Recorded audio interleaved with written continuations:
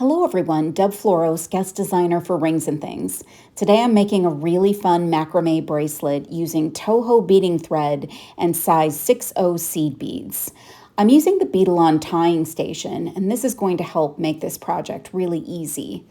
I'm going to cut one strand of beading thread about 3 feet and another strand about 5 feet.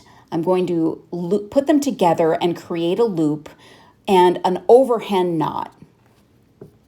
You're going to take that loop and you're going to attach it to your tying station, and then you're going to secure it down. You're going to want to take your 2 shorter strands and keep them in the center of the tool and pull the other longer strands to either side. We're then going to take those 2 shorter strands and string on about 12 seed beads. We're going to need more later, but it's just easier to have fewer in the beginning when you've got longer cord to knot with. I'm going to push those beads on, and then I'm going to secure the 2 middle strands onto the tying station and tamp that down. Then you're going to create a couple of square knots to get started. And you're going to create a 4, go over and under the left cord, and then you're going to take the left cord and go over and under the P that you're going to create on the other side. You're going to come up through those loops for your knots. In order for it to be a square knot, you do need to do one on the left and one on the right.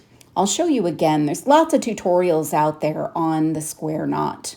Take your right hand cord, go over and under and through your loop and pull it tight. Create that loop again on the other side, go over, under, and through the loop on the right side and pull that tight. That's what a series of those knots will look like. You're going to create about 2 inches of knots before you start adding beads.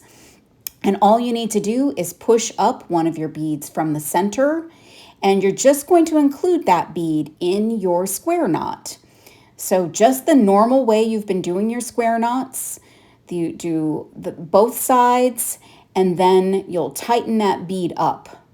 You're going to push another bead up from the center, and then you're going to add beads to your 2 side strands.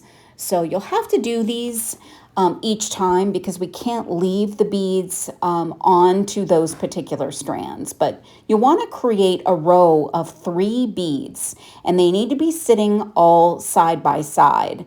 So you're going to do your knots just the same way, but you'll need to go a little bit slower here just to make sure that your beads go into the right position. They will hold tight once you get that second knot in place. And you may need to push up your beads if your knots have come a little bit loose there. So then you're going to pull up another bead and do your square knot over that bead. And then you'll continue on this pattern as long as you would like. I did about 4 inches, but you could certainly do more or less depending on the look that you're going for. I really wanted this beading thread to be part of the design, very prominent part of the design, because it's such a beautiful color. And these sort of matte metallic beads look really, really beautiful with this color. So you're just going to keep knotting, and this is such a fun little design and pattern here. They look so fun. They've got some great texture. And again, with this beading thread, it just looks really beautiful. I added more beads, as I said earlier, because we do need more to complete this whole process. And we're just going to continue on the same way we've done until we've got about 4 inches or the desired amount that you would like. And then you can use a ruler or the actual tool on the side to see how much you've got. Then you're just going to go back to your normal square knots with the beading thread. And I wanted to make sure that I matched up the amount of cord that I had on each end, and I did. And then I removed my bracelet from the tying station. And I wanted to add some accents to this piece, so I cut off a little bit of my beading thread from one end because it was pretty long, probably more than I needed. And then I added a Naya charm by Tierra Cast onto the cord, and I created an overhand knot to secure it and left a little bit of space to give it some movement. Then I wanted to add a lobster claw, and I strung on my lobster claw, and I used about 3 overhand knots to get it just right position to be able to go around and attach to my loop at the other side. I've got some cords left, and I decided to just add some beads to them. And it took about 2 knots to be able to make sure those beads wouldn't come off, but I added 3 to each one of my strands, and they just add a nice little dangly effect. A little glue, and here's our piece.